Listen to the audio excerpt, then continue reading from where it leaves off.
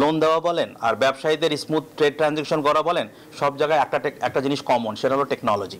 ব্যবসা সম্প্রসারণে প্রযুক্তির ব্যবহার বাড়লে ব্যয় কমতে পারে 43% পর্যন্ত। এছাড়া বাণিজ্য সহজ করতে প্রয়োজন কাস্টমস, ব্যাংক ও ব্যবসায়ীদের মধ্যে সমন্বয়ের। বৃহস্পতিবার বিআইবিএম আয়োজিত সেমিনারে এসব কথা উঠে আসে। বাণিজ্য সহজ করতে প্রয়োজনীয় সহযোগিতা করার কথা জানান কেন্দ্রীয় ব্যাংকের ডেপুটি গভর্নর নুরুন নাহার। আন্তর্জাতিক বাণিজ্যে বাড়ছে প্রযুক্তির ব্যবহার, কিন্তু দেশে এখাতে প্রযুক্তির উল্লেখযোগ্য ব্যবহার এখনো নিশ্চিত করা যায়নি। বৃহস্পতিবার বিআইবিএম আয়োজিত সেমিনারে উঠে আসে ব্যাংক, কাস্টমসের সমন্বয়হীনতা সহ ব্যবসায় নানা প্রতিবন্ধকতার কথা।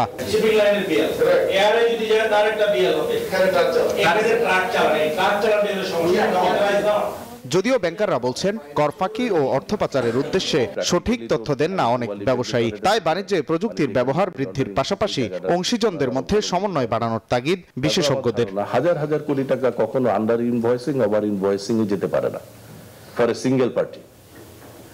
এটা যাইতে হলে কি হতে হবে, অল ফেক ডকুমেন্ট হইতে হবে, এবং সেই ফেক ডকুমেন্টের মধ্যে মানে ইম্পোর্টারও সে হবে, এক্সপোর্টারও হবে, কোনো মালামাল আসবে না, বিল অফ লেডিংও থাকবে, এবং আলটিমেটলি এক পার্টি থেকে এক পার্টিতে টাকা চলে যাবে। বাংলাদেশ ব্যাংকের এফিশিয়েন্ট রেগুলেশন বলেন, সেটা বিএফআইইউ এর মানি লন্ডারিং ঠেকানো বলেন, ব্যাংকগুলোর ভালো করে সাপোর্ট দেওয়া বলেন, লোন দেওয়া বলেন আর ব্যবসায়ীদের স্মুথ ট্রেড ট্রানজ্যাকশন করা বলেন, সব জায়গায় একটা জিনিস কমন, সেটা হলো টেকনোলজি।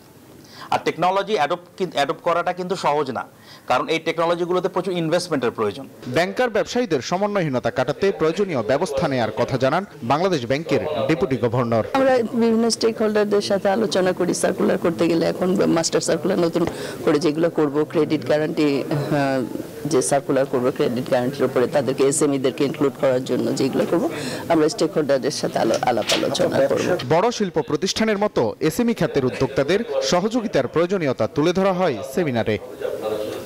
ওয়ালিদ সাকিব, নিউজ 24, ঢাকা।